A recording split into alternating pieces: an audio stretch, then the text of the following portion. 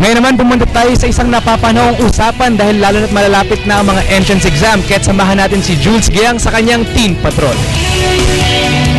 Good morning, boss! Nandito tayo ngayon sa Claret School of Quezon City upang kausapin ang ilan sa mga high school students kung ano nga ba ang kanilang mga ginawang paghahanda. Ngayon patapos na ang kanilang high school life at papunta na sila sa kolehiyo. Kaya samahan ninyo ako ngayong umaga upang tanungin kung ano nga ba ang kanilang mga naging preparasyon ngayong lumabas na ang mga resulta ng college entrance exam. Kaya niyo ako. At sa puntong ito naman ay kasama natin si L.A. Castro na isang estudyante rin dito sa Claret School of Quezon City. At pag-uusapan din natin yung kanyang mga naging pakiramdam ngayong lumabas na ang results sa mga college entrance exam. Good morning, L.A. Good morning. Okay, so L.A., ano rin ba yung mga naging preparations mo para sa college? Ayun, so una-una syempre, from first year dapat pinaghahanda na kasi syempre, review, yun, kailangan. And dapat nakikinig ka talaga from first year to fourth year. Dapat prepare mo yung grades mo. Kasi wala ka namang re-reviewin bago mag-exam kung wala ka natutunan during high school. Well, and waiting scary talaga siya kasi yung feeling of waiting for your dream school if they want to accept you, nakakakaba talaga siya. Pero worth it naman when you get accepted in the end kasi masarap yung feeling na your dream school wants you in there too. So, rewarding talaga siya. So, thrilling siya.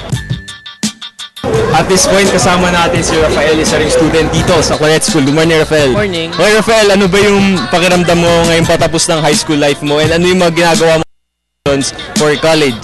Syempre, malungkot ako kasi yung high school, napakasaya siya. Isa siya sa pinaka-memorable part ng aking buhay. And unti-unti rin na-ready ko na rin yung sarili ko for college.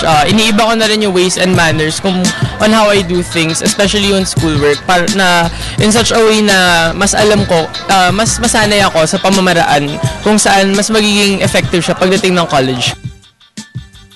Ngayong lumabas na yung mga results sa karamihan ng mga big universities. Una, saang university ka pumasa at saan ka papasok? At ano yung pakiramdam na pumasa ka sa mga colleges na to? Ayun, lumabas na una yung Lasal. Napasa ko yun. Sa UST, pangalawa. Then, yung pinakahuli at yung pinaka-inaasam ko sa UP. Okay, anong course mo sa UP? BS Statistics. Okay, so ngayon, anong pakiramdam mo na yun yung pinaka-inaasam mo tapos nakuha mo?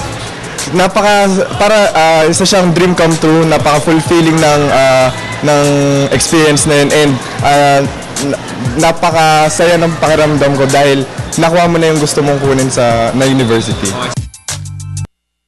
At nasaksihan natin ang iba't ibang mga komento at karanasan ng mga high school students sa kanilang pag-aantay sa paglabas ng mga college entrance exam results. At ngayong nakita na nga natin ang kanilang mga naging experiences, maging gabay sana ito para sa lahat ng mga high school students na magpursige sa kanilang mga pag-aaral. At para sa mga nag-aantay pa rin ng mga resulta, tandaan natin na sa hulit-huli kayo pa rin ang magiging dahilan kung paano tayo magiging matagumpay sa ating buhay. Kaya para sa Good Morning Boss, ako si Jules Giang.